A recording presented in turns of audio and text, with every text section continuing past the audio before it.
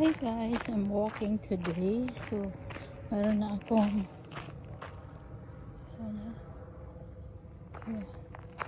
meron na akong ano, 1.62 miles. So, I try to do 2 miles or 3 miles today. Depende kung hindi ako mahihirapan. Hindi sumakit yung paa ko. So, suot ko naman yung bagong shoes ko. So, hopefully, it will not hurt my foot. And I can go more miles. So, si Habi is nag-walk sa akin. So, naka 1 mile lang siya din magpahinga. So, at least nag-walk siya ng 1 mile every day. Just be okay. Let's help his lungs. So later on, may mga kalamig na. Super lamig na talaga kami. Nasa 40s na. Weird August pa. But naka 40 degrees, 47, 46, 45. And then ngayon parang the highest temperature mamaya yata, mga 1 o'clock is 67 or 68. Nagsusweater kami. 1 week ako nag-open ng window. Walang air condition. Tapos kahapon sabi ni Habi, i-close mo ang lahat ng window. Sobrang lamig. Parang nag-snow na dito sa loob ng bahay. So, ni-close ko siya. Ngayon, the temperature sa loob ng bahay namin is 68. Hindi siya kalamig. Kahapon, pag before ko when sinarado is 55. So, super lamig talaga. It's chilly. I-close muna natin kasi makatipid tayo ng kuryente. Walang aircon. Wala lahat. So, tipid-tipid. Grabe. So, hopefully kayanin ko kasi yung isang shoes ko, sinubukan ko mag 3 miles pero super sakit talaga ng paa ko. Ito is soft siya. Soft siya sa top. Hindi na sumasakit yung aking paa. 4 months din hindi ako nakapag-walking kaya nag-gain ako ng weight. 15 pounds since last year. Yung nasa Pilipinas kami ay naging 115 o 111 pounds ako doon. And then pagbalik ko dito malamig pa man, so hindi ako nag-walk, hindi ako nagda-diet, hindi ako nag-exercise, as in super wala. Kaya ang binakahibi ko ngayon nice. Umabot ko ng more than 20 pounds and again. Ayos, pinakahibi ko. Umabot ako ng 133 pounds. Lord. And then, one time, hindi ako kumain ng nag-fasting ako. Nagbaba sa 128. Ayun, subukan ko isang healthy. Kung makakain pa rin, mas healthy.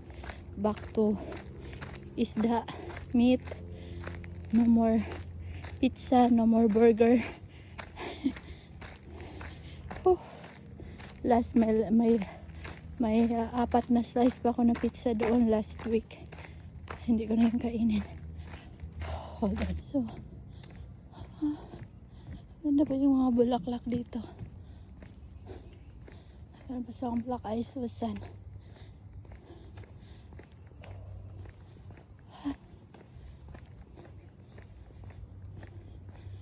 Bilisan natin kasi para maglakad yung isa bagong dating.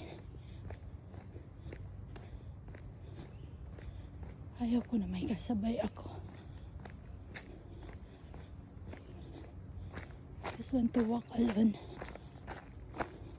Pag madami ng dog, mag-stop ako kay super ingay. Usually mga 11 o'clock magdatingan yan sila. It's 10:33 pa man.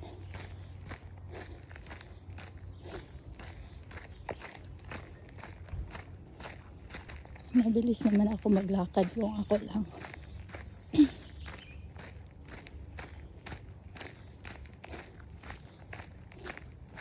So, subukan ko mag-back to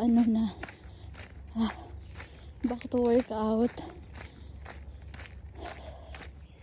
Dahan-dahan lang, hindi nakagaya ng na super talaga na hanggang sumakit na yung aking knee, na injured ako. So ngayon is take it easy, slowly but surely, and then more on nice shoes na yung na talaga may protection na shoes ba. Bahala na magbayad ka ng a little bit higher, a little expensive, but comfy naman. Kaysa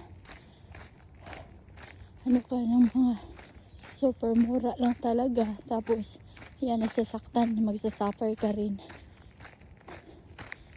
nasusugatan ka. Kaya bukan ko maging na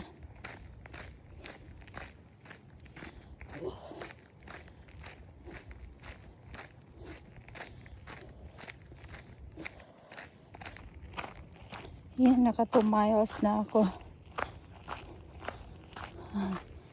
Oh good. 2 miles. Ayoko naman si Habi na maghintay sa akin ng matagal doon.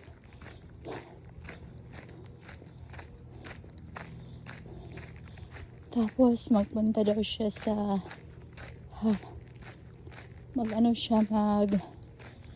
punta siya sa hardware store.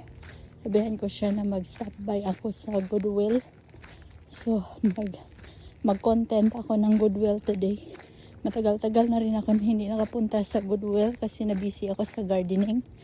So tingin tayo. Naghanap ako ng mga flower vase, yung maganda or vintage na flower vase. Mahirap na maghanap ngayon. Ang cheap ng mga flower vase at saka super mahal. Cheap quality ba, but mahal siya. Hindi siya hindi good quality. Tapos mamahal. So ganap ako ng vintage. The vintage is the better. So I guess this is that. We are done for this walk. At least naka 2 miles. Hindi ko na lang biglain. Thank you guys.